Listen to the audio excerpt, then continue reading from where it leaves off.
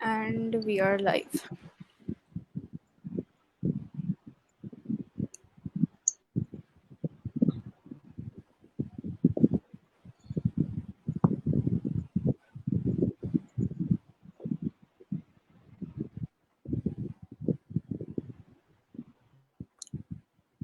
अभी तक तो कोई नहीं आया.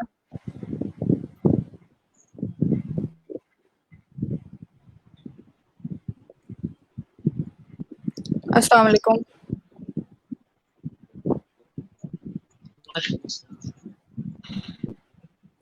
Okay. Assalamu alaikum everyone. My name is Uneza Masood and I am a student of 4th year DPT in Ziauddin University, Karachi. Today we are here with a very honorable guest, Mr. Aman. Mr. Aman is a licensed and registered pediatric occupational therapist. He works in the field of rehabilitation since 2012. During his journey, he has worked in almost every single field of occupational therapy, including hospitals, centers, and schools. He has worked internationally in a renowned therapy center in Dubai. He has recently completed his degree in board certified assistant behavior analyst BCABA. Currently, he is dealing with mental health, which is the autism spectrum disorder, and which is going to be our topic for today.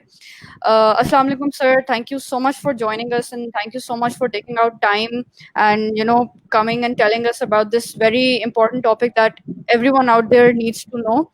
We're glad to have you here today with us. Walaikum assalam. Thank you so much, Uneza, and thank you so much to the holistic team कि जिन्होंने मुझे बुलाया और जिन्होंने मुझे मौका दिया कि मैं इस प्लेटफॉर्म सारी बात कर सकूं. First of all, I would like to thank Allah कि जिसने मुझे इस मुकाम तक पहुंचाया.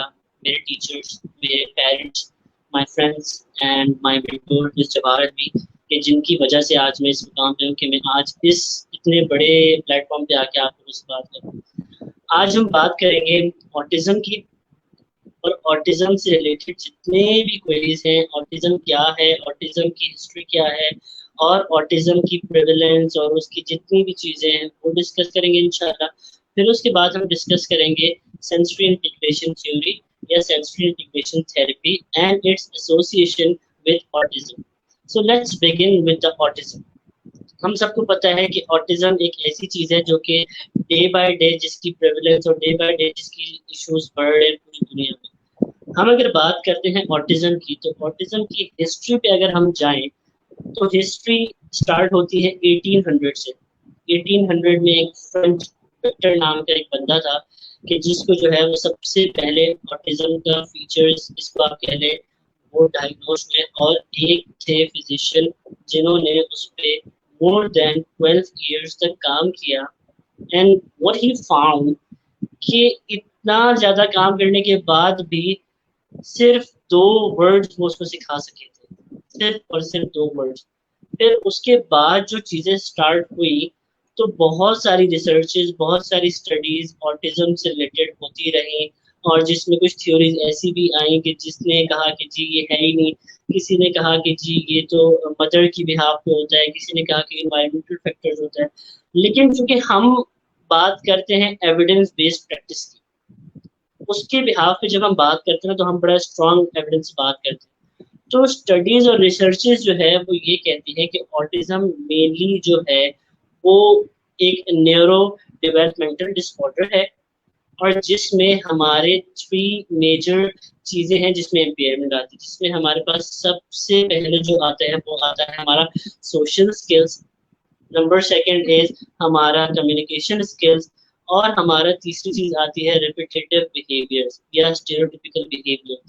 ये 3 चीजें ऐसी होती हैं कि जिसके बिहाफ पे हम फौरन देख लेते हैं कि हाँ इस बच्चे में शायद कुछ फीचर्स है या इस बच्चे में शायद कुछ अनयूजुअल चीजें. तो इन 3 चीजों पे इंशाल्लाह हम बहुत डिटेल में बात करेंगे. सबसे पहले तो अगर हम बात करें कि ऑटिज्म कब स्प्रेड हुआ और किस तरीके से हुआ और क्या क्या वो चीजें थी, क्या क्या रिस्पेक्टर्स थे कि जिनके बिहाफ पे हुआ. ऑटिज्म का अगर हम इंट्रोडक्शन लेना तो ऑटिज्म 2013 से पहले एक डायग्नोस्टिक टूल होता है हमारे पास, जो जितने भी मेंटल हेल्थ के प्रोफेशनल्स होते हैं वो उसको यूज करते हैं, इसको हम DSM क्राइटेरिया कहते हैं। तो DSM-4 के नाम से जब था बिफोर 2013, तो उसमें ऑटिज्म जो था वो मेनली बहुत सारे डिसऑर्डर्स के साथ मिलके एक अम्ब्रेला के अंदर आ रहा था, जिसमें हमारे पास सिंड्रोम, जिसमें हमारे पास परवेसिव डेवलपमेंट डिसऑर्डर, और जिसमें हमारे पास चाइल्डहुड डिसइंटीग्रेटेड डिसऑर्डर, ये सारे डिसऑर्डर जो है ना वो एक बड़े परवेसिव डेवलपमेंटल डिसऑर्डर्स में आ रहे थे। तो उसमें क्या था कि उसमें मेनली ये सारी जितनी भी चीजें थी ना, जैसे अगर हम बात करें एस्पर्जर सिंड्रोम की, जो कि एक हाईली फंक्शनिंग ऑटिज्म का लेवल कहलाता है, या फिर हम अगर बात करें कि चाइल्डहुड डिसइंटीग्रेटेड जो डिसऑर्डर है, वो मेनली ये होता है कि आफ्टर 2 इयर्स बच्चा जो है एकदम रिग्रेस कर जाता है। 2 साल तक तो बच्चा जो है वो बिल्कुल सही बात कर रहा था, he was calling his name, he was calling his father mother, he was calling his peer group, और सडनली 2 साल के बाद जो है वो रिग्रेशन आ गया एकदम, कि जिसमें बच्चे ने जो है वो बोलना भी छोड़ दिया, और बच्चे ने जो है वो सारे ऑटिस्टिक फीचर्स डेवलप कर दिए। तो इसको हम चाइल्डहुड डिसइंटीग्रेशन डिसऑर्डर कहते हैं। तो 2013 के बाद क्या हुआ कि ऑटिज्म को स्पेसिफिकली एक ब्रॉड स्पेक्ट्रम पे डाल दिया गया, कि ऑटिज्म स्पेक्ट्रम डिसऑर्डर एक पूरा डिसऑर्डर है। और अगर हम उस डिसऑर्डर की बात करें ना, तो उसमें यूजुअली हमारे पास दो कैरेक्टरिस्टिक्स बहुत स्ट्रांग होते हैं, जिसमें social and communication interactions, and the second one is stereotypical या रिपीटेटिव बिहेवियर। अब हम बात करते हैं सबसे पहले सोशल स्किल्स की। जब हम बच्चे को देखते हैं, हमारा सबसे पहले फोकस क्या होता है कि बच्चे को अगर हम या उसका नेम कॉल आउट करें, तो बच्चा हमें फौरन या तो आई कांटेक्ट दे या हमें फिजिकल जेस्चर दे। ये हमारा एक जब वो होता है एक्सपेक्टेशन के, जब भी हम छोटा बच्चा हो तो हम उसको बुलाएं तो वो सबसे बेसिक चीज ये करेगा। अनफॉर्चुनेटली सबसे बेसिक साइन ये होता है कि बच्चे की जो है ना आई कांटेक्ट नहीं होता, विच इज सोशल स्किल। बच्चे का जो बॉडी लैंग्वेज है वो, और वो सारी चीजें जो है आपको फेवर नहीं कर रही होती है। आप पिकअप वो करते हैं, आप एक्सपेक्ट करते हैं कि बच्चा एकदम गिगल करेगा या लाफ करेगा, बच्चा वो भी नहीं करता। तो ये वो सारे फैक्टर्स हैं कि जो हमें पहले से ही पता चल रहे होते हैं, रहते जैसे कि हम एक बहुत देर में जाके जो है वो किसी भी तरीके से आइडेंटिफाई करें। उसके बाद जब ये होता है कि हम बच्चे में चीजें ऑब्जर्व कर रहे होते हैं कि उसके माइलस्टोन्स कैसे हैं, चाहे वो फिजिकल हो, चाहे वो मेंटल हो, चाहे वो उसकी कॉग्निटिव एबिलिटीज हो, या उसकी प्रॉब्लम सॉल्विंग स्किल्स हो। ये वो सारे फैक्टर्स हैं जो कि एक बच्चे को नर्चर कर रहे होते हैं, बच्चे को एक मोल्ड कर रहे होते हैं कि वो जिंदगी में एक किस तरीके से आगे बढ़ेगा। अब बच्चे में जब इन माइलस्टोन्स में से बहुत सारी चीजें स्किप हो जाती हैं, वो डिलेड में चला जाता है। कुछ बच्चों में फिजिकल माइलस्टोन जो है वो डिलेड होते हैं, कुछ बच्चों में मेंटल मेंटल माइलस्टोन जो है डिले होते हैं, क्योंकि स्पीच स्पीच कंपोनेंट ऐसे हैं कि they are mostly non verbals, या they have speech but not clear speech, they have speech but they have repetitive speech language। आप एक बात कर रहे हैं, आप ये एक्सपेक्ट कर रहे हैं कि ईशान हाउ आर यू, बच्चा आगे से बोलेगा ईशान हाउ आर यू, मतलब उसकी जो इंटरेक्शन लेवल है वो हमारे उस पे जाके नहीं फिट हो रहा। तो हमने ये सारी चीजों को जो है ना वो ऐसे ऐसे ऐसे ऐसे ऐसे जोड़ के जो है हमने एक बच्चे को देखना होता है। ठीक है, यहाँ तक तो बात क्लियर हो गई। अब हम अगर बात करें कि ऑटिज्म किन फैमिलीज में या किन पॉपुलेशन में बहुत ज्यादा होता है, अगर हम बात करें ना स्टडीज, भाई एविडेंस बेस्ड प्रैक्टिस की बात करें, तो उसके मुताबिक पाकिस्तान में जो स्टडीज हुई और यूनाइटेड स्टेट्स में जो स्टडीज हुई, उसके मुताबिक ऑटिज्म की जो सबसे ज्यादा प्रेवलेंस है वो बॉयज में है, लड़कों में। लड़कों में 4 गुना ज्यादा होता है ऑटिज्म। और उसके अलावा अगर हम बात करें तो यूनाइटेड स्टेट्स में हर 57 में से एक बच्चा ऑटिज्म के रिस्क फैक्टर पे है। पाकिस्तान में यही रेशियो जो है वो अब 37-40 उस पर चला गया है, कि पाकिस्तान में 110 में से 1 बच्चा जो है वो रिस्क फैक्टर पे होता है कि वो ऑटिज्म की फीचर्स डेवलप करेगा। अब हम बात करते हैं एक स्टडी पे, जो कि अब तक सबसे बड़ी स्टडी कहलाती है ऑटिज्म के हवाले से, कि जिसमें ऑटिज्म हुआ क्यों, ऑटिज्म किस बिहाफ पे हुआ, और जितनी भी थ्योरीज थी जो कि ऐसी थ्योरीज थी जिसमें बहुत सारे इररेलेवेंट फैक्टर्स शामिल थे कि एक इंजेक्शन लगा और उससे ऑटिज्म हो गया, एमएमआर की वैक्सीनेशन लगी और उससे ऑटिज्म हो गया, एकदम कोई बीमारी हुई, एकदम फिट्स आए और उसके बाद ऑटिज्म के फीचर्स डेवलप हो गए। तो उसके लिए एक स्टडी हुई जो कि 98 में स्टार्ट हुई और वो 2012 तक चली, बिगेस्ट स्टडी। उसमें 5 कंट्रीज ऐसी थी जिसमें स्विट्जरलैंड, फिनलैंड, डेनमार्क, इसराइल और एक कोई और मुल्क था वो। उसमें जब वो स्टडी हुई तो उसमें व्हाट दे फाउंड कि जितने भी रिस्क फैक्टर्स हैं वो एक जगह पर सिर्फ 20% काउंट कर रहे हैं, रेस्ट ऑफ द जो 80% हमारे पास जितना भी क्राइटेरिया आ रहा है वो जेनेटिक फैक्टर्स पे जा रहा है। मतलब देर आर पॉसिबिलिटीज के autism spectrum disorder might be related to the genes, लेकिन अभी तक वो जीन्स या वो स्टडी उस बिहाफ तक नहीं पहुंची कि जिस बिहाफ पे हम जाके ये कह सकें कि this gene is responsible for autism spectrum disorder. But there are studies who says that 80% genetic factors are responsible for autism spectrum disorder. Rest of the 20% are mother की एज क्या थी, why she conceive the baby, उसकी nature of वो क्या थी routine, फिर उसके बाद what was she eating at that time, stress level, फिर उसके बाद ये जितने भी इन्वायरमेंटल फैक्टर्स है ना, ये सिर्फ 20% काउंट करते हैं उसकी ऑटिज्म स्पेक्ट्रम डिसऑर्डर की। फिर इसके बाद अगर हम बात करें ना, ये तो वो चीजें हैं जो आपको हर जगह ऑलमोस्ट शुरू से अब तक होती हुई आ रही हैं।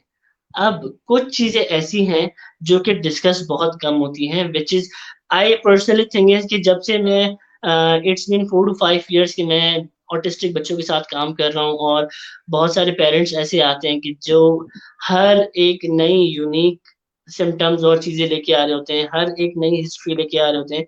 मेरे पास कोई भी पेरेंट ऐसा नहीं आया है कि जो एक मेरे पास एक स्क्रिप्ट बना हुआ और मैं उसी स्क्रिप्ट से चीजें उठा के जो है वो मैं उसको दे दूं। Every single child is different. जो बहुत मेन कॉज है ऑटिज्म की या जो बिहेवियर इश्यूज ऑटिज्म में आते हैं वो लीकी गट, लीकी गट एक एक ऐसी चीज है कि जिसमें हमारा जो स्मॉल इंटेस्टाइन है उसकी लाइनिंग जो है वो रैप्चर हो जाती है या जो डैमेज हो जाती है। अब उससे होता क्या है कि जो हमारे फूड अनडाइजेस्टिव पार्टिकल्स हैं या जो हमारा टॉक्सिक मटेरियल है या हमारा जो गट का बैक्टीरिया है वो तीनों डिपॉजिट होते हैं हमारी ब्लड स्ट्रीम में। अब ये ब्लड स्ट्रीम जो है वो डायरेक्ट ब्रेन के स्ट्रक्चर को, ब्रेन की जितने भी चीजें हैं उस चीजों को साथ साथ ये सारी चीजें लीड कर रही होती हैं उसकी टॉक्सिकोलॉजी में। अब बहुत सारे लोगों को पता ही नहीं है कि इस चीज पे कौन काम करेगा, किस तरीके से काम होना है। ऑटिज्म हुआ था जी, वो एक इंजेक्शन लगा और उस इंजेक्शन के बाद बच्चा जो है वो इस एज पे आ गया, इस मुकाम पे आ गया। यहाँ तक सो फार क्लियर आपको उन्नैसा? बिल्कुल any question? So question far yes, prevalence भी आपने कवर कर ली, अफेक्टेड पॉपुलेशन भी कवर कर ली, I think that so far it's clear. अल्हम्दुलिल्लाह। नाउ लेट्स टॉक अबाउट कि ऑटिज्म जो है हम कैसे देखें कि इस बच्चे में जो है ना रेड फ्लैग्स हैं, उठाते रेड फ्लैग्स कि जिसके ब्याह पे हम फौरन जो है वो अलर्ट हो जाए। सी हमें जो है ना बड़ा प्रोएक्टिव काम करना पड़ता है। जब हम पेरेंट्स से बात कर रहे होते हैं, जब हम किसी भी लेवल पे जाके बात कर रहे होते हैं तो हमें बड़ा प्रोएक्टिव तरीके से काम करना पड़ता है कि बच्चा जो है वो क्या चीज शो कर रहा है।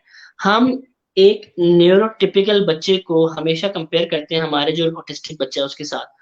हम सारे माइलस्टोन्स देख रहे होते हैं कि अगर 2 years है और 2 years का बच्चा जो है, I expect him to do this, I expect him to do this. मतलब ये वो वाली चीज है कि हम फौरन जज कर लेते हैं कि यार इसको इस तरीके से काम करना चाहिए। लेट सपोज अगर हम बात करें कि एक प्ले है और एक 3-4 साल का बच्चा है और हम एक्सपेक्ट कर रहे हैं कि वो और वही पेयर के साथ शेयर करें और they should be do the parallel play with each other. अगर वो बच्चा प्ले नहीं कर रहा और आपको लगता है कि वो बच्चा जो है वो सिर्फ अपने टॉयज को या तो लाइनिंग बना रहा है या तो उस टॉय को देख रहा है, या तो लाइट्स को देख के ऐसे कर रहा है, मतलब रिपीटेटिव ऑफ फिक्स्ड नेचर। अगर कोई बच्चा ये चीज शो करता है ना, तो आप फौरन रेड फ्लैग्स होने चाहिए। लेकिन इन रेड फ्लैग्स का मतलब ये भी नहीं है कि हम हर एक चीज को जो है वो काउंट करें कि जी ये रेड फ्लैग। हमने अभी तक ये देखा कि ऑटिज्म स्पेक्ट्रम डिसऑर्डर जो है वो किस तरीके से आया, हिस्ट्री क्या थी उसकी, उसमें कौन कौन सी चीजें होती हैं मौजूद। हम ये तीन चीजें जो हम जिनकी बात की थी ना मैंने आपसे, social skills, impaired social skills, impaired communication skills और रिपीटेटिव बिहेवियर। सोशल स्किल्स हमने देखा कि उसका आई कॉन्टैक्ट, उसका टच, उसकी वो सारी चीज। उसके बाद उसकी communication skills, how he is communicating towards his environment, towards his toys, towards his peer group, towards every single thing in the environment. फिर उसके बाद ये दोनों चीजें जाके डेवलप करती हैं कि बच्चे में जो है ना वो उसकी एज अप्रोप्रिएट प्ले स्किल्स है या नहीं। कवर यहाँ तक? बिल्कुल। अब हम बात करते हैं कि what are the stereotypical behaviors, or we can say repetitive behavior. देखिए there are number of stereotypical behaviors. हम किसी भी एक चीज को जो है वो नहीं कह सकते कि अगर repetitive behavior तो वो सिर्फ इसी फॉर्म में आएगा। That could be the playing with the particular car और particular keychain और particular bottle object। कोई भी एक ऐसा ऑब्जेक्ट जिसके साथ बच्चा नॉन फंक्शनल फंक्शनल, और उसमें आप अगर 4-4 घंटे भी अपने स्पेंड कर देता है, then that is not normal. See, right. हम अगर देखें कि एक बच्चा है, we expect him, you are listening to me and I'm talking to you, and suddenly you do this कि मैं अपना सारा जो है ध्यान यहाँ पे रख लूं, then जो एक्टिव स्पीकर है उसका भी वो सारी चीजें वो कम्युनिकेशन स्किल्स की नहीं रहेंगी, ना ही जो एक्टिव लिसनर है उसकी रहेंगी। तो हमने ये स्टेरियोटिपिकल बिहेवियर्स को देखना होता है कि वो किस तरीके में आ रही हैं, किस वक्त में आ रही हैं, और वो उसका कितना प्रीऑक्युपाइड टाइम ले रही हैं। ठीक है, आपने इन तीन चीजों को कवर किया, you have a good way to start. Right. ठीक है, now sir, there is let's a talk. Question जो मेरे दिमाग में आया कि जो स्टीरियोटिपिकल बिहेवियर की आपने बात की, तो ये यूजुअली आपने कोई पैटर्न देखा है कि किसी पर्टिकुलर जो है उसमें टाइम लिमिट में आता होगा कि बच्चा फॉर एग्जांपल 1 से 1.5 साल में जो है ये स्टीरियोटिपिकल बिहेवियर शो करेगा, या कोई पर्टिकुलर एज लिमिट है इसकी आपने नोटिस की हो? देर अभी तक मैंने जितने भी बच्चे देखे हैं ना, और जितनी भी स्टडीज मैंने पढ़ी हैं, उसमें there is no age criteria for right. this. The stereotypical behavior that could be the physical or mental or any preoccupied चीज तरीके से, मतलब अगर हैंड फ्लैपिंग हो रही है तो उसकी कोई एज नहीं है। आई हम्म। सीन अ किड कि उसको मैंने देखा ऑलमोस्ट 7 साल या 8 साल का, जब मैंने उसका उस पर काम स्टार्ट किया, और उसकी मदर ने मुझे रिपोर्ट किया कि ये 2 साल का था तब से इसकी ये हैंड फ्लैपिंग जो है ये कभी कम नहीं हुई है। We had done a lot of stuff for that kid कि किसी तरीके से जो है वो उसकी ये चीज रुक जाए, लेकिन वो नहीं रुकी। एंड एक दिन ऐसा आया कि ऑल ऑफ अ सडन उसकी ये चीज खत्म हो गई। क्यों? हम्म। क्योंकि उसने इसकी ये वाली चीज जो है ना वो डेवलप करनी थी एक और एक तरीके से, तो उसकी ये हैंड फ्लैपिंग वाली चीज खत्म हो गई। तो ये जितने राइट। भी हमारे स्टेरियोटिपिकल बिहेवियर्स है ना, इनका जब तक नॉन फंक्शनल है, जब तक नॉन सोशल है, जब तक ये सोशली अप्रोप्रिएट नहीं है, जब तक हम उनको रीडायरेक्ट करेंगे। अगर वो किसी तरीके से कर रहे हैं और वो अपने माइंड को रिलैक्स कर रहे हैं, और रिलैक्स होने के बाद they are coming back to work, then हम उस पर रोकते नहीं है। हम उसको नहीं कहते कि आप नहीं करो या आप इसको ले दो या हम छीन लेते हैं, हम उसको करने देते हैं, but for a specific period of time. और उसके बाद right. What is more important, let's go to work, let's get back to work, it's my turn, let's get back to work। तो ये एक ऐसा तरीका होता है कि हमने उसको वो टाइम दिया कि वो उसने उस पर्टिकुलर टाइम में वो अपनी चीज, अपनी जो उसकी एक नीड थी उसको पूरा किया, और उस नीड को पूरा करने के बाद we'll get back to work। now let's talk about कि ये सारी चीजों के बाद अगर किसी बच्चे में ये सारी चीजें मौजूद हैं और आपको लगता है कि उसमें उसको जो है हमें कहीं पर रेफर आउट करना हो, तो हमें कहाँ करना हो? देखो, ऑटिज्म स्पेक्ट्रम डिसऑर्डर के साथ ना मल्टी डिसिप्लिनरी टीम चल रही होती है, जिसमें हमारे पास physiatrist, doctors, psychiatrist, child psychiatrist, paediatrics, और उसके बाद हमारे पास आते हैं हमारे पास psychologist, physiotherapist, occupational therapist, speech and language pathologist, applied behaviour analyst, जो हमारे पास एबीए थेरेपिस्ट होते हैं। ये इनका जब मल्टीपल मेंबर्स की टीम बनती है ना, तब एक अप्रोप्रिएट रिस्पॉन्स बच्चे के ऊपर जाता है डिसइंटीग्रेटेड मैनर में, कि जिससे बच्चे के ऊपर जो है एक अच्छा प्लान बनता है, but it should be in the early intervention period. Right. अगर आप बात कर रही हैं कि हमारे पास एक बच्चा आया, his age is 12 to 13 years, और हम एक्सपेक्ट कर रहे हैं कि किसी तरीके से जो है वो वर्बल हो जाए, या किसी तरीके से वो अपने नॉर्मल पैटर्न्स पे वापस आ जाए, अपनी जिंदगी में वापस आ जाए, तो no one will give you the guarantee for that, क्योंकि we all know that it works with neuroplasticity, and Right. we all know that neuroplasticity develops at the early age. जो हमारे ब्रेन की डेवलपमेंट होती है, चाहे वो structure के type से हो, चाहे वो मोर्फोलॉजी के टाइप से हो, ब्रेन की डेवलपमेंट का एक सर्टेन पीरियड होता है कि जिसमें हमारे पास न्यूरोप्लास्टिसिटी की एक स्पीड होती है, जिसमें हम उसकी रिपीटेशन देते हैं, जिसमें हम उसकी बम्बार्टमेंट ऑफ वो करते हैं, कि जिसके बिहाव पे जाके हम एक फ्रूटफुल रिजल्ट या डेजर्ट की फॉर्म में हम जो है वो चीज़ लेते हैं। ठीक है, बहुत सारी चीज़ें ऐसी हैं कि जो चीज़ मैंने बचपन में याद की थी when I was a kid, मैं अब वो याद नहीं कर सकता शायद, क्योंकि मेरी ब्रेन की कैपेसिटी वैसी नहीं रही है अब, या मेरी न्यूरोप्लास्टिसिटी की डेवलपमेंट वैसी नहीं रही है अब। तो early intervention is the best key, and to whom with contact, आप सबसे पहले एक अच्छा डॉक्टर, पीडियाट्रिशियन, एक अच्छा साइकियाट्रिस्ट और एक अच्छा साइकोलॉजिस्ट, ये जब असेसमेंट करते हैं, तो they don't do the assessment by themselves. They always call the caregivers, they always call the parents with their kids, with their siblings, with their every single one जो कि घर में है, चाहे वो ग्रैनी हो, चाहे वो नैनी हो, जो जो घर में है, एक ऑब्जर्वेशन फॉर्म में जो है वो उनसे बातचीत स्टार्ट होती है। There is no particular form के एकदम से मैंने जी चेकलिस्ट पे यूं वो किया और मुझे पता चल गया जी ये बच्चा जो है वो ऑटिज्म स्पेक्ट्रम के उस पे जा रहा है, नहीं, ऐसा नहीं होता है। हम जब भी असेसमेंट की बात करते हैं ना, तो असेसमेंट इज ऑल अबाउट कि हम बच्चे के ऊपर ऑब्जर्वेशन का लेवल क्या है हमारा, और केयर गिवर्स पे, पेरेंट्स पे कैसा हमारा ऑब्जर्वेशन लेवल है। तो देयर आर मल्टीपल टूल्स कि जिसके बिहाव पे हम सिर्फ ये पता कर सकते हैं that the kid is lie in this autism spectrum with mild, moderate, severe. Like if I talk about कि mild mild वाला बच्चा कौन सा है हमारे पास, माइल्ड वाले बच्चे हमारे पास वो होते हैं जिसमें बहुत लेस इश्यूज होते हैं कम्युनिकेशन स्किल्स में, but they need a push for that.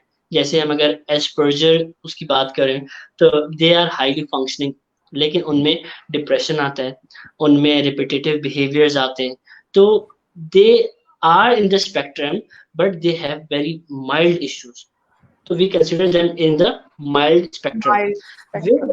Whereas जब हम बात करते हैं severity की, तो severity should include a number of things, substantial issues like in communication skills, in interpersonal skills, and in social skills, along with कि उनमें repetitive behaviors भी ज़्यादा है। तो उस बिहाफ पे हम severity, mild और उसका पता लगाते हैं। Up till yet मैंने अभी तक जो भी टूल्स देखे हैं, वो मैंने देखा है एडोस। एडोस के बिहाफ पे हम कर लेते हैं, जो हमारे डॉक्टर्स हैं पाकिस्तान में, अगर मैं इस्लामाबाद की बात करूं तो डॉक्टर हाशिम रजा जो हैं वो एडोस पे काम कर रहे हैं, and the second one is miss Jawahar Alvi जो कि एडोस पे काम कर रही हैं, कि जिसके बिहाफ पे हमें पता चल जाता है कि the child dies in this disease category. या हमारे पास कुछ स्केल्स होते हैं जिसमें हमारे पास कार्ड आता है, चाइल्ड ऑटिज्म रेटिंग स्केल, कि जिसके बिहाफ पे हमें पता चल जाता है कि जी इस बच्चे में ये चीज़ें। और उसके बाद हमारे पास आता है एबल्स, कि जिसके बिहाफ पे ना हम ये देख रहे होते हैं कि ठीक है, मान लिया द चाइल्ड इज स्पेक्ट्रम, लेकिन कौन सी कैटेगरी में जा रहा है। The category is very important to get education, to get the life, to get the independency. फिर हमारे पास जब हम बात करते हैं, हमारे पास पेरेंट्स आते हैं कि जी आप मुझे बताएं कि आप इस बच्चे को जो है वो ये बच्चा कितना इंडिपेंडेंट हो जाएगा। तो हमारा पॉइंट सबसे पहले, हमारा क्वेश्चन सबसे पहले होता है, what is the definition of independence? आपकी Right. नजर में इंडिपेंडेंसी की क्या डेफिनेशन है? हर किसी की इंडिपेंडेंसी की डेफिनेशन अलग है। अलग है, बिल्कुल। लाइक बहुत सारे न्यूरोटिपिकल बच्चे ऐसे हैं जो कि जिनका लाइफस्टाइल सेडेंटरी है, they are spending more time in video games, they are spending more times in mobile screens, tablets and everything. तो उनका अगर हम देखें तो खाना भी खा रहे होते हैं तो वो एक टैबलेट सामने होता है और वो टैबलेट पे यूं रोबोटिक स्ट्रक्चर में बैठे होते हैं, और माइंड जो है वो सिर्फ इस वजह से कि उनके पास इतना ज्यादा काम होता है और इतनी ज्यादा चीजें होती हैं कि वो उनको बस खिलाती हैं और फिर उसके बाद चली जाती है। ठीक है, ये तो था हमारा ऑटिज्म की हिस्ट्री, ऑटिज्म के डायग्नोसिस, ऑटिज्म के रेड फ्लैग्स, और ऑटिज्म की जितनी भी हम कह लें कि हिजरा। राइट, यहाँ पे क्लियर? बिल्कुल sir. I would just like to add, the audience से काफ़ी सारे क्वेश्चंस आ रहे हैं, तो we will be entertaining all the questions in the end of the session, so please stay tuned till then. All right. Sir, I think you've covered pretty much everything regarding autism, and there's one thing that is left, and that would be the intervention. So, if you could talk about that. Intervention की हम जब भी बात करते हैं ना, तो intervention में हमारे पास सबसे पहले ये आती है एज। बिलीव मी कि मैंने जब काम स्टार्ट किया ना, जी. तो आई स्टार्टेड एट 2012। 2012 में मुझे पता भी नहीं था, सिर्फ पढ़ा लिखा था कि ऑटिज्म नाम की चीज होती है, लेकिन जब काम करना स्टार्ट किया तो पता चला कि हाँ, ये बच्चा तो बिल्कुल नॉर्मल है, ये बच्चा ही सीम्ड नॉर्मल टू मी। तो उस टाइम मैंने अपनी टीचर से, या काम करता था, मैंने उनसे पूछा कि जी ये ऑटिज्म है तो सही, लेकिन वो क्या चीज है जो इसको ऑटिज्म के क्राइटेरिया में ला रही है? तो वो उनका ये था कि डायग्नोसिस क्राइटेरिया जो मैंने आपसे शेयर किया थी, जिसके बिहाफ पे हम चेकलिस्ट, हर किसी की अपनी चेकलिस्ट भी होती है, कोई कोई जो है वो स्टैंडर्डाइज्ड चेकलिस्ट पे भी जाते हैं। Early intervention is the main की। जितना जल्दी आपने डायग्नोसिस करवाई, उतना जल्दी आपके पास इंटरवेंशन प्लान बनेगा। इंटरवेंशन प्लान हमारे पास थोड़ा सा ब्रॉड होता है।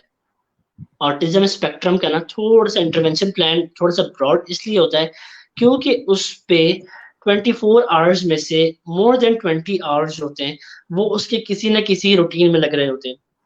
और वो रूटीन अगर मैं आपसे बात करूँ ना, तो वो रूटीन कुछ सालों के लिए इतनी स्ट्रिक्ट होती है कि बच्चे के साथ साथ ना बच्चे को देखने वाले भी फेड अप हो जाते हैं कि यार ये बच्चा इतना भी कुछ कर रहा है, ये बच्चा ही है ना।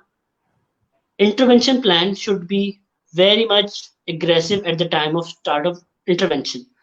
What are the interventions? अगर हम बात करें, सबसे पहले 2 साल का 3 साल का बच्चा है और मदर लेके आती हैं उसको, being an occupational therapist, being an ABA therapist, mother लेके आती हैं कि जी हम आपके पास रेफर होके आए हैं, हमें फलाने डॉक्टर ने भेजा है, तो हमें आप ये बताएं कि आप क्या करेंगे इस बच्चे पे।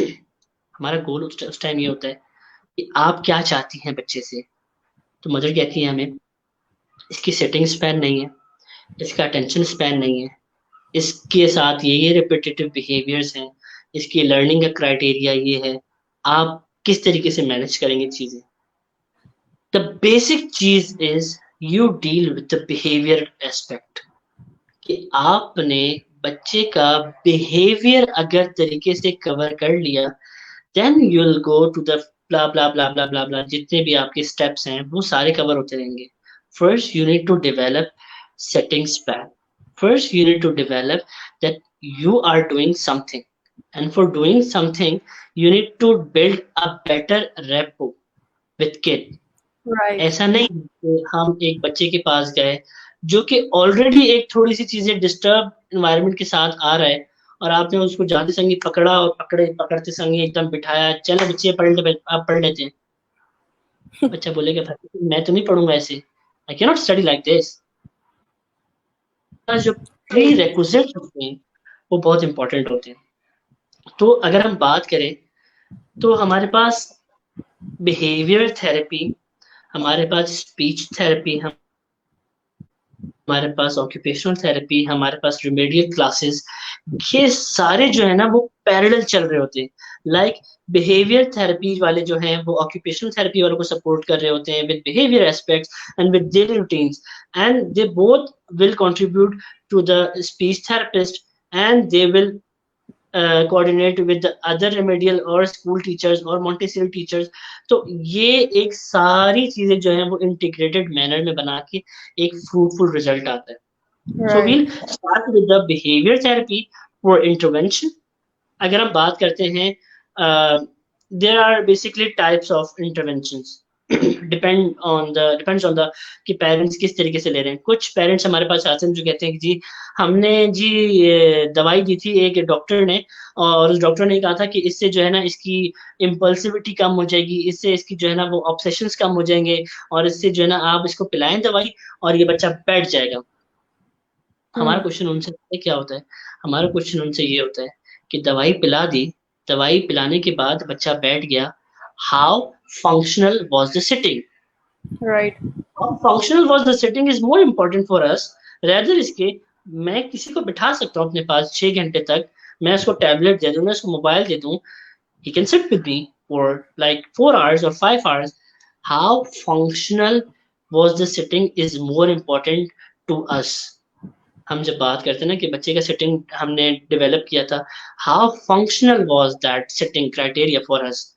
फिर उसके बाद हमारे पास आता है कि हम इन इस सारी चीजों को लेके आगे प्रोडक्टिव मैनर में किस तरीके से लेके जा रहे हैं।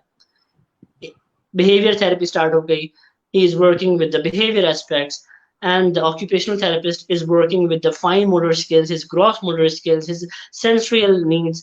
और उसके साथ साथ speech is working on his attention span, sitting span is, and speech prerequisites and developing the appropriate speech। देखिए जब तो इंटरवेंशन में सेंस की हम बात करें functional to us, everything should be in the manner के बच्चे के ऊपर लर्निंग क्राइटेरिया फिट हो रहा हो विद अ कंफर्ट जोन, कि जिसमें हम बच्चे को जो है वो एक प्लेफुल एक्टिविटीज और प्लेफुल तरीके से हम उसकी लर्निंग कैपेसिटी को बढ़ाएं, रेदर इसके कि हमने उसको एक दवाई की डोज दी और बच्चा एकदम बैठ गया और जी आपने कहा था कि बच्चे में सिटिंग कैपेसिटी आ जाए, हमने डेवलप कर दी। Right. Make sense? Yes, it definitely does. So intervention varies with the time, intervention varies with the environmental factors। अब एक बच्चे की एज है 5 years, 6 years, 7 years, और वो बच्चा हमारे पास आता है तो हम उसकी जो एज अप्रोप्रिएट स्किल्स है ना, चाहे वो प्ले हो, चाहे वो एजुकेशनल एक्टिविटीज हो, चाहे वो लेजर एक्टिविटीज हो, हम उसकी एज अप्रोप्रिएट स्किल्स डेवलप करवाते हैं। रेदर इसके कि हमारे पास एक 7 साल का 8 साल का बच्चा आया और मैं उसको एक छोटा सा टॉय दे दूं एंड आई विल एक्सपेक्ट कि वो उस टॉय से खेलेगा, वो उसकी वो टॉय खेलने की एज नहीं है। Right. Now I will work something educational activities, I will move to the educational side rather इसके कि मैं उसको सिर्फ प्ले पे ही वो रखूं। Whereas जब मेरे पास 2-2.5 साल का बच्चा जब आता है ना, तो माय होल मेरे जितना भी फोकस होता है वो उसकी प्ले क्राइटेरिया पे होता है, उसकी प्ले स्किल्स पे होता है। सी we need to work very proactively कि हम किस तरीके से बच्चे को लेके चलते हैं, और So ये basically, we सारी have to improvise with every stage. exactly, and remember every single child is different। Right. We cannot just make a plan and that should be a standardized plan और वही copy paste जो दूसरे में और दूसरे से तीसरे में और तीसरे से फिर वो सारी चीजों में हम ये नहीं कर सकते। So far do you have any question on autism and autism history, autism prevalence, autism introduction? Yeah, so there are a few questions from the audience. If you're okay with that, तो हम वो discuss कर लेते हैं before we move on to the next topic.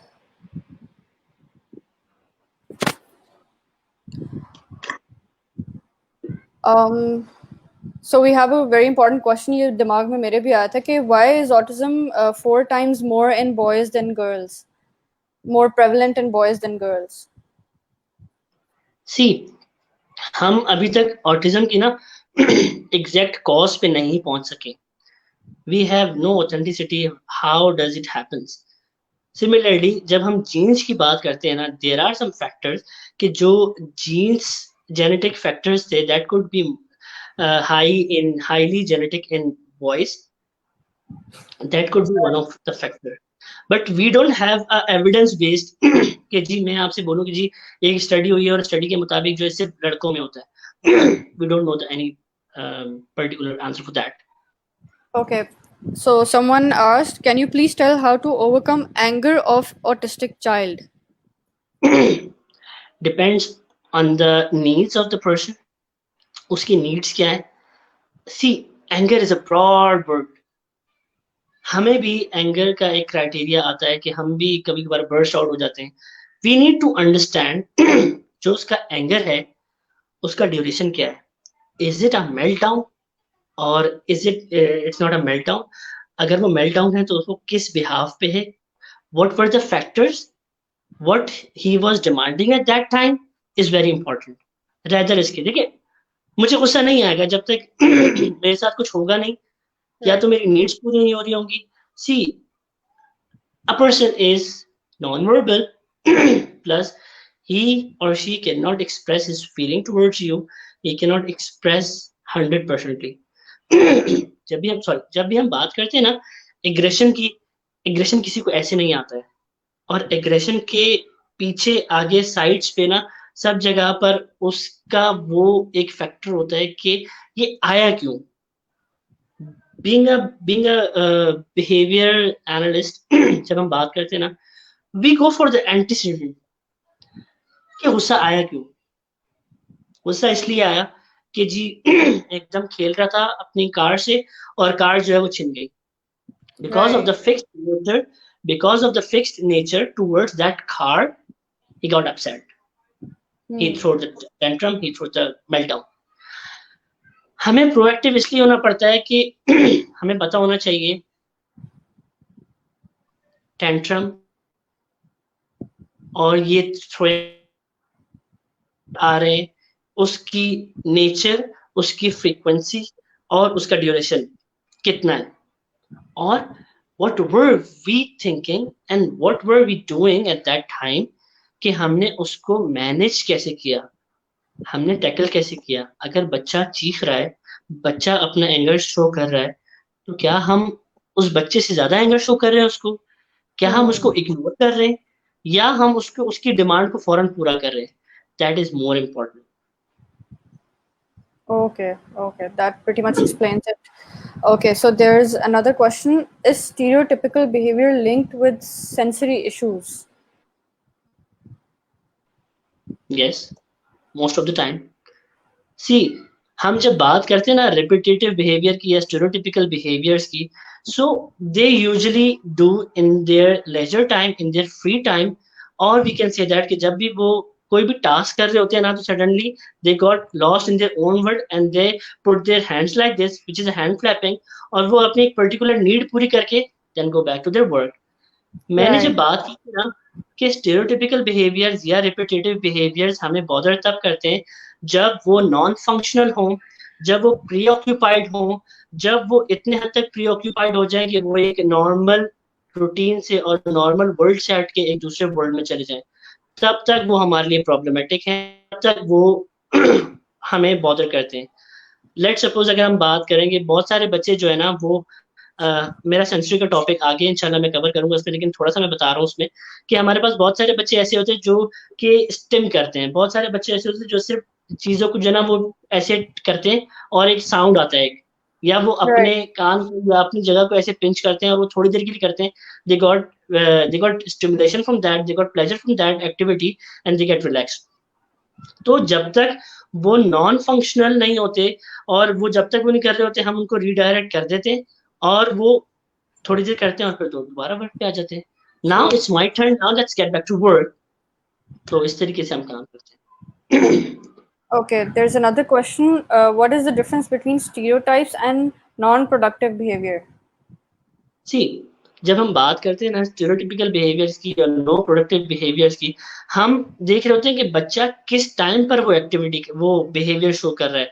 क्या वो बच्चा on task show कर रहा है? क्या आप उसको जब कोई एक्टिविटी करवा रहे थे और वो उस टाइम पर कर रहा है, या वो जब घर में उसके बाद कुछ भी करने के लिए नहीं है तब कर रहा है? We need to identify those actions and those behaviours, और उसी के बिहाफ पे हम उनकी फ्रीक्वेंसी नोट करते हैं कि कितने अमाउंट में वो हो रहा है। अगर तो हमारे लिए वो फंक्शनल नॉन फंक्शनल वाला वो बिहेवियर वाला पार्ट आता है तो हम उसको डील करते हैं, अदरवाइज उसको सेंसरी या किसी भी तरीके से हम डील करके will get back to the work. Right. Now Yes, this is a question. Do people with an autism spectrum disorder always suffer from intellectual disability? depends on the IQ level, depends on the spectrum they have, कि वो किस spectrum पे किस severity के level पे। अगर उनकी severity का लेवल जो है वो माइल्ड मॉडरेट सिवियर के बिल्कुल माइल्डेस्ट पार्ट पे है, तो बहुत सारे बच्चे जो है वो इंटेलेक्चुअल डिसेबिलिटी के साथ नहीं आते and they are sometimes very much educable. तो ये डिपेंड करता है कि उसका लेवल ऑफ ऑटिज्म कैसा है और उसकी इंटेलेक्चुअल डिसेबिलिटी का लेवल क्या है।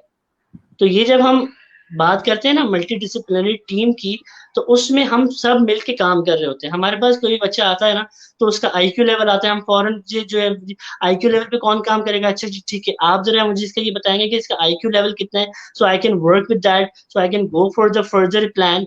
तो हम सारे मिलके प्लान का हमारा क्राइटेरिया भी वो था, जैसे हम मैं स्कूल में काम करता था तो उसमें क्राइटेरिया ये था कि हाईली फंक्शनल बच्चे आते थे लेकिन विद इंटेलेक्चुअल डिसेबिलिटी के साथ। तो वहां पर हमारा क्राइटेरिया क्या होता था कि हम सिर्फ और सिर्फ आईक्यू बेस्ड उस पर काम कर रहे होते थे कि इसका आईक्यू बेस्ड लेवल इतना, ये इतना एजुकेबल है और इसको इतना फॉरवर्ड पुश करना है हम लोग को। So it depends on the level of severity कि Right. उसकी इंटेलेक्चुअल डिसेबिलिटी की सिवियरिटी कितनी है। We have another question that asks, are childhood vaccines responsible for ASD? Before 2016, during 2015, I attended a seminar, एक फार्मास्यूटिकल कंपनी थी, वहां पर ये था कि एमएमआर वैक्सीन और जितनी भी वैक्सीन हैं, क्योंकि मैंने बात की थी ना कि बहुत सारे हमारे पास केसेस ऐसे आते हैं जो चाइल्डहुड डिसइंटीग्रेटिव डिसऑर्डर के साथ आते हैं।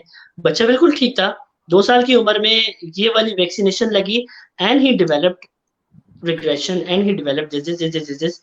So vaccines are not responsible for child regression. The genes are responsible. The environmental factors are responsible. There is no study. जितनी भी studies हुई वो studies सारी reject हो गई।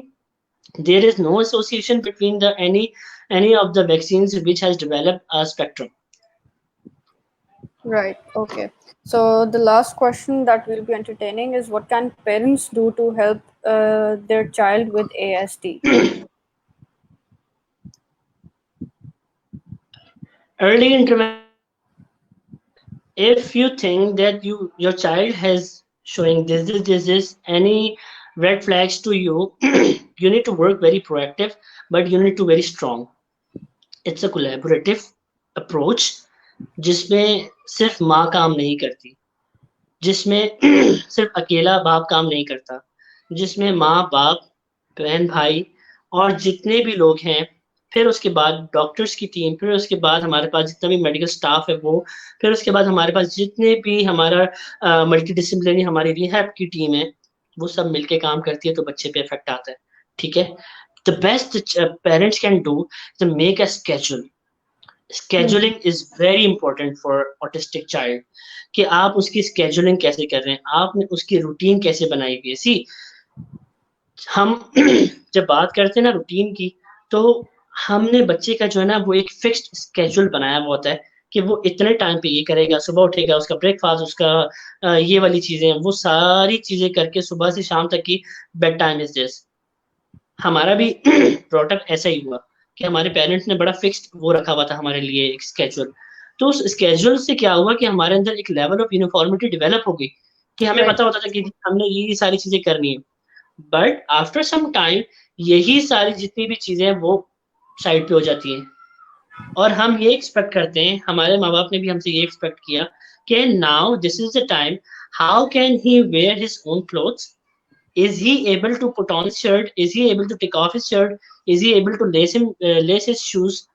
ये सारी चीजें तब आपको समझ आएंगी जब आपने बच्चे को एक फिक्स्ड स्केड्यूल में रखा, और उस फिक्स्ड स्केड्यूल को जब तोड़ा आपने, तो आपने ये एक्सपेक्ट किया कि बच्चे ने क्या चीज वो खुद से की, क्या जो मैंने उसकी ट्रेनिंग की, was it successful for my kid. ठीक है। Right. Okay. So there are more questions coming up. We can either move on to the next topic right now and Yeah. then entertain Yeah. those questions. ठीक है. Inshallah हम end में जो है बाकी questions को कर लेंगे. So our next topic is sensory integration. So sir, if you could tell us about what's the association with between sensory integration and autism. जब भी हम बात करते हैं ना सेंसरी की, सो सेंसरी प्रोसेसिंग डिसऑर्डर या सेंसरी डिसफंक्शनिंग, हमें सबसे पहले ये पता होना चाहिए कि हम सेंसेस की बात क्यों कर रहे हैं। Why are we talking about the senses or sensory issues or sensory integration theory? So we have 5 basic senses, right? Vision, touch, smell, taste, and auditory. In order to have a better communication, see, I'm talking, you're listening to me, and I'm talking, you're giving me an eye contact. These are the basic level of communication skills. जब ये चीजें disturb होती हैं, तो हम जब autism के बच्चे के साथ बात कर रहे होते हैं, हम उसको बुला रहे हैं यूं करके, हम किसी भी तरीके से उसको बुला रहे हैं, उसका नेम कॉल आउट कर रहे हैं, ही इज नॉट रिस्पॉन्डिंग। जैसे ही उसका फेवरेट कोई एकदम टॉय खुला या उसका देखा और बच्चा फादर या मदर के पास, कि उसने दी उस sense, we have 5 basic senses. Right. After that we have 2 more senses. Number 6 is proprioception, which is the number 6 sense. Number 7 is vestibular. See, हमें ये 5 बेसिक सेंसेस तो बहुत अच्छे से क्लियर है, विच मेक सेंस कि जी अगर टैक्टाइल या टच वाला सेंस है तो वो यूजुअली एसोसिएट कर रहा होगा टच सिस्टम के साथ, अगर हमारा ऑडिटरी वाला है तो वो हमारे सुनने के साथ कर रहा होगा, अगर हमारा स्मेल वाला है तो वो स्मेल वाले से कर रहा होगा, अगर हमारा जो है विजन वाला है तो वो विजन वाले सेंस से कर रहा होगा। जब हम बात करते हैं ना प्रोप्रायोसेप्शन की या वेस्टिबुलर की, तो proprioception is all about the body awareness sense, body movement sense, body awareness sense. It is a sense which usually regulates the body movements, body awareness, how we are associated spatially. Vestibular, all about a balance, all information about how your body is dealing with the balance criteria, right? अब ये जो 7 हमारे senses है ना, इसके साथ number 8 इंटेरोसेप्शन है, जिसमें बहुत ज्यादा स्टडीज तो नहीं हुई भी, बट इट एग्जिस्ट। इंटेरोसेप्शन हमारी जितनी भी हमारी इंटरनल ऑर्गन्स की जितनी भी हमारी इंफॉर्मेशन और अवेयरनेस है वो दे रहा होता है। हमें दर्द हो रहा है, हमें पता होता है कि हमें पेट में क्रैम्प्स पड़ रहे, वी नो दैट कि पेट में कौन सी जगह पर हमें क्रैम्प्स पड़ रहे, हमें पता होता है कि हमारे कान में दर्द है तो किस पॉइंट पे दर्द है, हमें पता होता है कि हमारे सर में दर्द है तो सर में कहाँ पर दर्द है। ठीक है, ये हमारा इंटेरोसेप्शन काम कर रहा है तो हमें पता होता है। नाउ लेट्स टॉक अबाउट कि हमारे जितने भी सेंसेस हैं, इनमें जब डिस्टरबेंस आती है तो पिक्चर कैसे आती है।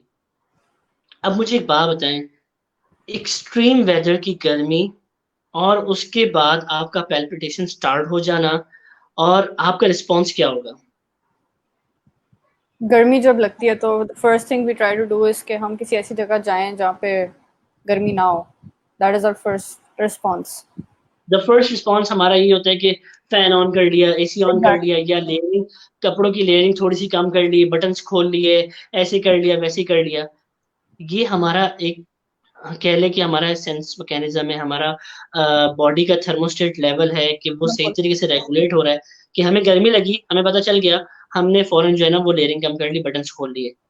हमें हल्का सा जो है यहाँ पर कुछ गर्म लगा, हमने हाथ एकदम रिफ्लेक्स की तरीके से रिट्रैक्ट कर पीछे कर लिया। लिया। ठीक है, ये हमारे सेंसेस इतने हद तक स्ट्रॉन्ग काम कर रहे हैं अल्हम्दुलिल्लाह कि हम ये सारी चीजों में अप्रोप्रिएट रिस्पॉन्स दे रहे हैं। ठीक है, मैं जितनी भी चीजें ले रहा हूँ, एब्जॉर्व कर रहा हूँ, उसको फिल्टर करके उसका अप्रोप्रिएट रिस्पॉन्स दे रहा हूँ। यहाँ पर नीचे चल रहा था कि क्वेश्चंस आ रहे थे, this my mechanism was to read that part, my visual sense was working, and then filter करने के बाद I gave the response blah blah blah blah blah blah। तो ये एक चीज रिसीव की, फिल्टर की और उसका अप्रोप्रिएट रिस्पॉन्स दिया। यही साथों के साथ सेंसेस जो है ना, ये बॉडी, ये इंफॉर्मेशन और एनवायरनमेंट जितनी भी चीजें वो कलेक्ट कर रहे होते हैं और बाद में जो है ना इसका अप्रोप्रिएट रिस्पॉन्स दे रहे होते हैं। Right right. अब अगर हम बात करें कि ये सेंसरी डिसफंक्शनिंग में कैसे जाते हैं, हमारे जो सेंसेस हैं they have the threshold, they have a special threshold. मैंने आपको जो गर्मी की एग्जांपल दी थी, the threshold was going beyond the capacity. If someone is screaming in my ear, तो मेरा एक threshold level है मेरी hearing का, जब वो बहुत ज्यादा जाएगा I'll do this. Yes. I don't want to hear you. I don't want to hear you. Please go from here. या किसी ने एक ऐसी खुशबू लगाई मेरे सामने कि वो ऐसी चली कि मैंने नाक पे ऐसे कर दिया, I cannot smell. Please go away from me. My threshold was not allowing me कि मैं उस जगह पर खड़ा हूँ। ऐसी लाइट्स कभी कभी आती हैं कि हमारी आंखें ऑटोमेटिकली ऐसे होती हैं, सूरज की ऐसी। ये सारा इंडिकेट कर रहे होते हैं कि हमारा थ्रेशोल्ड लेवल क्या है बॉडी का। ठीक है, हमारे सेंसेस का लेवल क्या है। अब हमारे पास ना एक पिक्चर होती है इन सेंसेस की ना एक पिक्चर होती है कि वो हमें ये शो करते हैं कि the stimulations are going enough amount, they are going the enough amount in the brain or they are not going for in the enough amount। ठीक है, so there is a term hypersensitivity, and number two is hyposensitivity। The hypersensitivity is what, when the brain is getting enough stimulation from that particular sense। If I talk about the tactile sense, is in the hyper, the brain is having बहुत ज्यादा amount में stimulation जा रही है उसको, so the response will be avoidance। Right. Please stay back, right? So we can say कि threshold low है तो वो इसलिए sense ज्यादा कर रहा है। नहीं, you need to understand what I'm saying। What I'm trying to explain you is there is a term hypersensitivity ठीक है। in which the stimulation amount is high। High, okay। Brain is having enough stimulation from that sense। ठीक है, बहुत ज्यादा overload हो रही चीजें, ठीक है, तो उसका जो रिस्पॉन्स आएगा वो आएगा अवॉइडेंस में। Avoidance, okay. I am done, don't give me more. ठीक है, I give you an example. हमारी भूख लग रही है, भूख बहुत ज्यादा लग रही है, we feel very starving and we eat burger, और बर्गर खाने के बाद जो है ना we feel satisfied, the hunger is satisfied. ठीक है, this is the normal phenomena. भूख लगी थी, एकदम खा लिया, वी आर डन। भूख लग ही नहीं रही है, tummy is already full and I am eating more and more and more and more, the response will be right. यही 7 सेंसेस जो है ना, ये इनकी पिक्चर हाइपर सेंसिटिविटी होती है तो जाती है डायरेक्ट अवॉइडेंस बिहेवियर में। ठीक है, ठीक है। whereas when the sense is in the state of hyposensitivity, hypo means that brain has not stimulation, brain is not receiving that particular stimulation from the sense। What will be the response? The response will be in the seeking behavior। I'm hungry, I'm hungry. Give me burger. Give me this. Give me this. Give me this. I want to take this. I want to eat everything. Right? Yeah, I totally Make get sense? Make sense? Let's talk about. Let's start with the auditory sense. it. Okay. Okay, let's talk. Let's start with the auditory sense. When we talk about the senses now, हम सिर्फ being an occupational therapist, we always try to normalize the sense. We don't say that we are the healer or we do the exact amount of this, हम बिल्कुल ठीक कर देंगे. We Mm-hmm. always go for the normalization of sense, which is the Right. normal threshold criteria. ठीक है. Auditory की बात करते हैं. एएसडी के बच्चों में बहुत सारे बच्चे आपको ऐसे मिलेंगे कि जो अगर इतनी सी भी चीज गिरती है ना, they go for like this. You usually see कि उनकी यहाँ पर या तो उंगलियां होंगी. अब मुझे ये बताएं कि ये वाली जो चीज है, अवॉइडेंस बिहेवियर, ये किस वजह से होगा? Hypersensitive. Exactly. The brain is getting enough stimulation from that sense, so we try to make the sense normal or make the sense back in the normal stage. ठीक है. इसी तरीके से जब हम विजन की बात करते हैं, बहुत सारे बच्चे ऐसे होते हैं कि जैसे ही कोई एक लाइट जली है तो वो उस लाइट को देख के फिक्स हो जाते हैं उसमें. वो कोई ऐसी चीज होती है जिसमें वो बिल्कुल फिक्स हो जाते हैं. They usually crave for that stimulation Right. because the sense was in the Hypo. hyposensitivity and the response was the craving part, the Craving. seeking part. The brain is seeking, give me more, give me more, give me more. Right? Smell ऐसी होती है कि बच्चे कुछ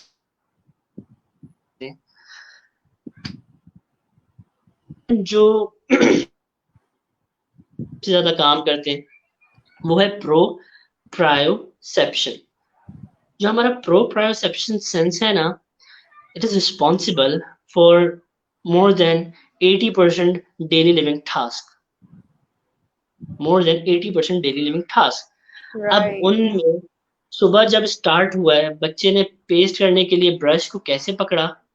because see the senses, जो sense है हमारा प्रोप्रायोसेप्शन sense, उसके जितने भी रिसेप्टर्स हैं वो हमारे मसल्स, टेंडन्स, बोन्स और स्किन सब पे हैं. So you Right. Can see that my hand is moving like this. मैं अगर आंखें बंद भी कर लूं अपनी, सो मुझे पता है कि मैं कहाँ बैठा हुआ हूँ, and my mobile is this and my walls are here. मुझे पता है because my proprioception sense is working normally, right? अब मेरा Right. जब proprioception sense ही normal नहीं होगा ना, तो मुझे पता नहीं चलेगा कि मैंने उस ब्रश को कितने हद तक, कितनी जोर से पकड़ना है. हम कभी कभार किसी से ग्लास मांगते हैं ना, फच मी ग्लास ऑफ वाटर. उसने ग्लास में पानी डाला. नाउ द ग्लास इज, वो जो नहीं एक बहुत नाजुक सा ग्लास होता है कांच का, तो हम बिल्कुल. क्या करते हैं, हम इसको ऐसे करके पकड़ लेते हैं. बिल्कुल. We usually do like this. ठीक है, ये लें आप पानी पी लें. अब मुझसे किसी ने पानी मांगा और मुझे पता है कि सामने स्टील का ग्लास है, मैंने यहीं से बॉटल में डाला. here you go. सही. My proprioception sense is making me aware कि what is the pressure, how much pressure I need to lift the glass and how much pressure do I need to bring the water. Right. Right? अब ये चीजें lead कर रही होती हैं सुबह से शाम तक के टास्क में. बच्चे ने सुबह की मॉर्निंग रूटीन कैसे ली, उसके बाद वो बस में कैसे बैठा, उसके बाद उसने अपना बैग कैसे पकड़ा, फिर मोस्ट इम्पोर्टेंटली कि बच्चे ने पेंसिल कैसे होल्ड की. Hmm. How holding the pencil.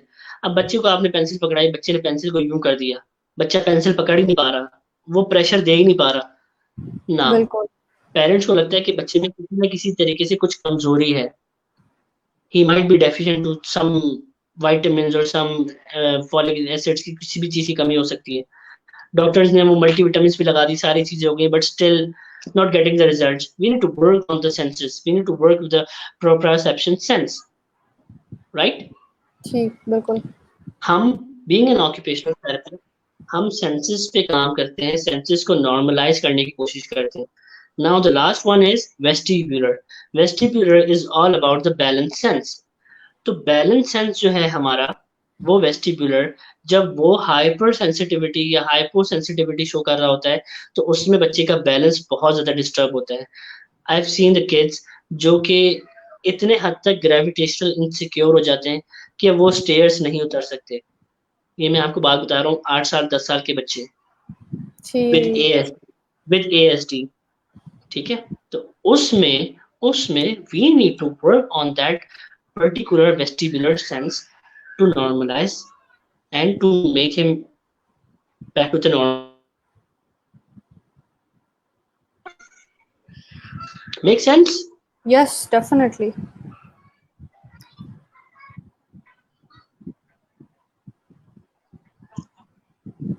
I think थोड़ा सा मेरा इंटरनेट इशू कर गया.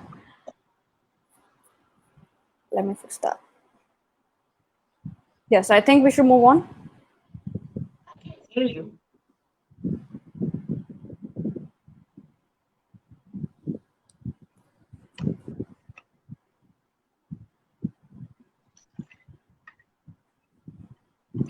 Okay, so we can now talk about how to diagnose के एक sensory impairment ASD में आई हुई है, तो उसको उसका diagnostic criteria या उसके जो assessment tools हैं वो क्या होंगे?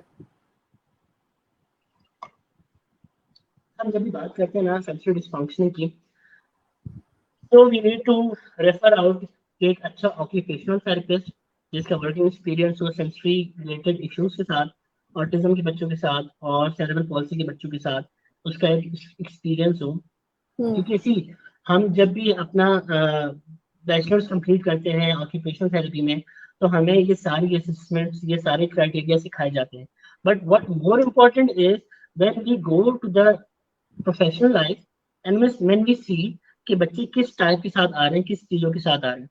The standardised tool which is used is sensory profile by Winnie Dunn, जिसके बिहाफ पे हम क्राइटेरिया पे हम कहते हैं कि जी this kid is having sensory issues and if this issue is disturbing his normal life or is disturbing his school life. फिर उसके बाद हमारे पास सेंसरी इन्वेंटरी चेकलिस्ट है.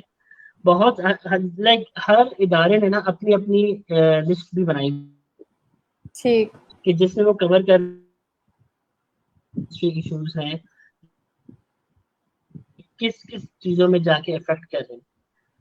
तो वी हैव सेंसरी प्रोफाइल कि जिसके बिहाफ पे हम जो है ना वो बच्चे का जितने भी सेंसरी इश्यूज है वो हम चेक करते हैं. And remember, I want to say कि हर किसी में सेंसरी इश्यूज होते हैं. Even I have sensory issues, you could have sensory issues.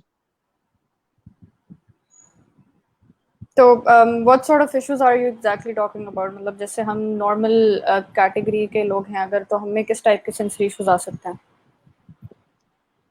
Sorry, I cannot hear you, Nazar. Sorry, I was saying that you're saying that people like us who fall in the normal category can also have sensory issues. So what exactly can those sensory issues be?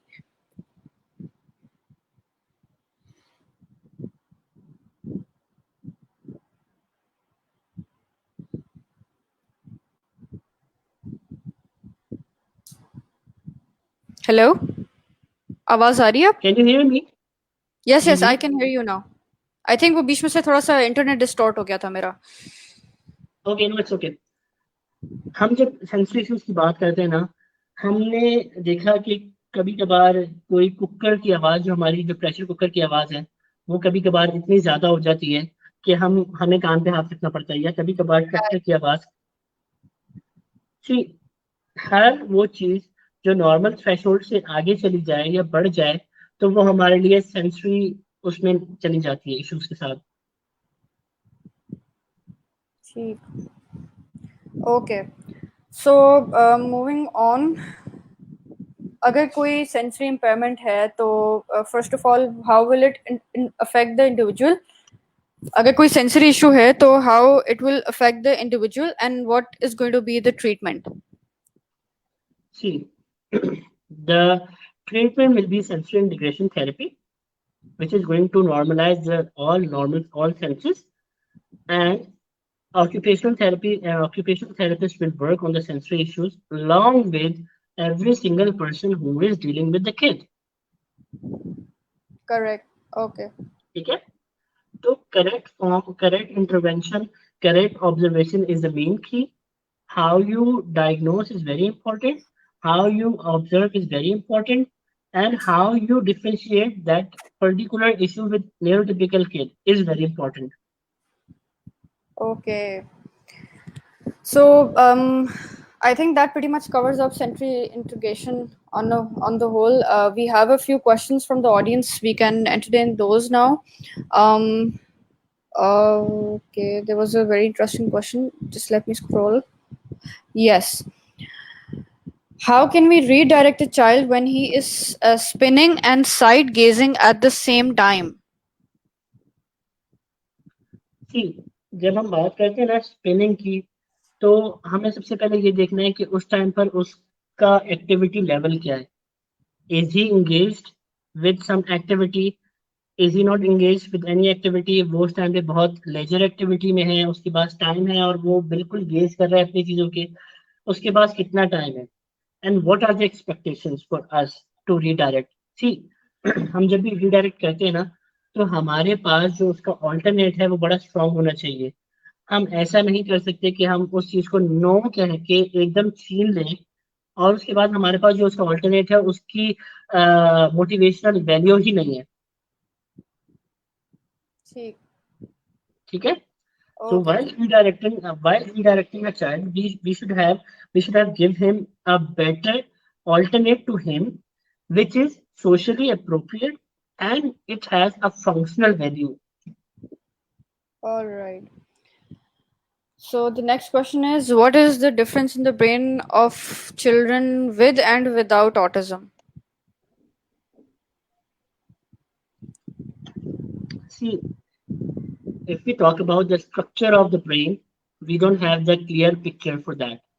But if we talk about the functional level of the brain, yes, we do have some differentiation, different level of function while we are expecting a child to work in a normal way. हम neurotypical बच्चे की बात इसलिए करते हैं बार बार कि हम जब भी ऑटिज्म की ट्रीटमेंट कर रहे होते हैं, हम उसके माइलस्टोन पे बात करते हैं, हम उसकी एज अप्रोप्रिएट स्किल्स की बात करते हैं कि एक 4 ईयर का बच्चा वो क्या क्या काम कर सकता है. एंड वी एक्सपेक्ट कि we will make him learn कि वो वही वाली एक्टिविटीज और वही वाले टास्क करें जो एक नॉर्मल न्यूरोटिपिकल बच्चा करता है. Okay. Another question, what can be done if the child has a vocal stem like squealing, screaming? It's mostly when the child is excited. मतलब vocals अगर वो stimulus दे रहा है हमें. Vanessa, I cannot hear you and I cannot see you. Okay, just give me a second. Just give me a second. Can you guys see me?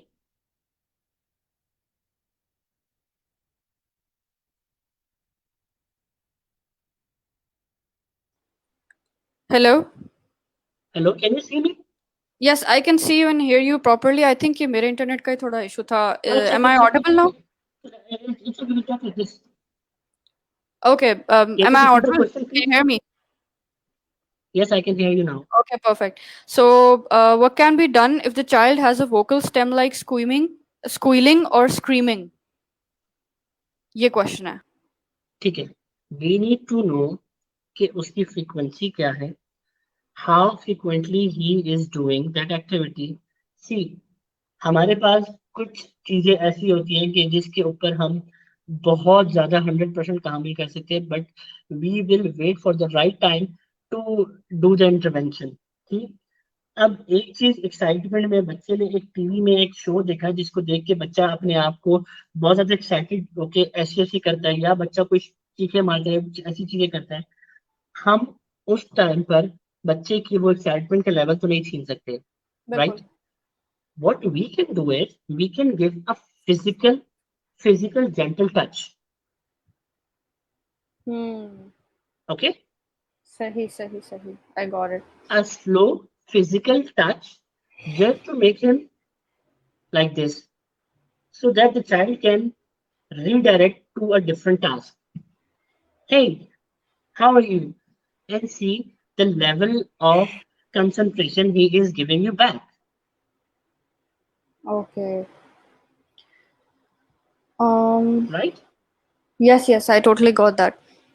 Okay, then we Okay. have another question. How can we deal with autistic child with sensory deficit? It depends on the it depends on the report. It depends upon the observation. It depends upon the assessment what an occupational therapist is जो कि जितनी भी चीजें उस पे find out कर रहा है. It depends. ठीक है. It depends कि उसके जो जितने भी seven senses हैं वो कितने हद तक डिस्टर्ब हैं और उन सेंसेस में किस तरीके से काम हो रहा है और उसका रिस्पॉन्स क्या आ रहा है. ठीक ठीक है. एक और क्वेश्चन है. How can we differentiate between sensory issues and behavior issues? ठीक. जब भी हम बात करते हैं ना बिहेवियर इश्यूज की और सेंसरी इश्यूज की, they are more of parallel to each other. Many of the sensory issues are contributing to the behaviors. I give you example. Vacuum की आवाज इतनी हद तक तेज है कि बच्चे ने जो है वो स्क्रीमिंग शुरू कर दी, ऐसे करना शुरू कर दिया. ठीक है. This is behaviour and sensory collaboration. कि एक बच्चे की सेंसरी नीड थी, उसका थ्रेशोल्ड ज्यादा अमाउंट में गया and he is giving you the behaviour. So this is his behaviour. Okay. Right. Yes. Make sense? And similarly, many of the behavior issues will turn into the sensory issues as well. बहुत Okay. सारे behavior factor ऐसे होते हैं. बहुत सारे बच्चे जो हैं वो अपने saliva से खेलते हैं. They usually play with their saliva. So it was a behavior at the beginning of the start of the behavior, and now it has become a sensory issue. He will play and he will grind his teeth. He will play with his saliva. He will play with his tongue. So sensory issues and behavior issues are usually connected to each other. Okay. ठीक है. And सी हमें बहुत proactive होकर काम करना पड़ता है. We need to work very smart. Like being a parent, अगर मैं उसकी सोचूं तो मुझे पता होना चाहिए कि मेरे बच्चे में जो है ना वो कौन सी चीज किस टाइम पे आ रही है. He was hungry at that time और he needs something at that time, that's why he did the behaviour.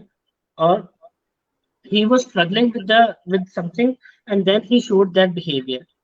I need to know about what made him to do this. What had made कि बच्चा जो है वो उस पे activity पे आया या इस बिहेवियर पे आया. All right. I totally Okay. got it. Yes. That's pretty clear. We don't have any more questions in the comments. I would request the audience second के कोई questions हैं that they can type in, and Sir Aman is obviously going to extensively answer them.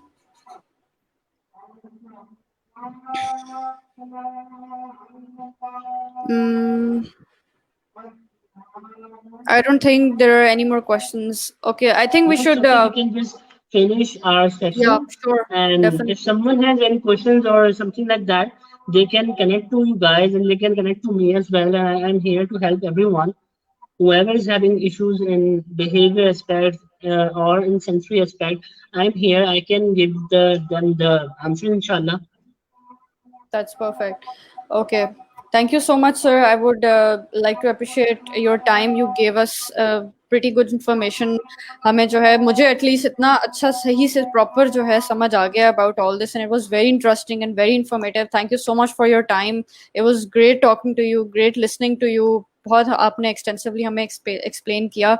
I really appreciate. Thank you on behalf of Holistic, and we hope कि हम इस तरह के और भी informative sessions रखें. लोगों के comments आपने पढ़े ही होंगे. Everybody was really appreciating this entire session. So thank you again. Thank you so much. Thank you so much, Holistic team, and thank you so much, Uneza, for inviting me. I hope कि inshallah जो है ना it will make a difference to our community. Inshallah. Inshallah. I'm going to end the session now. Thank you everyone who joined. I hope we answered all your questions. Allah Hafiz. Have a nice day. Allah Hafiz.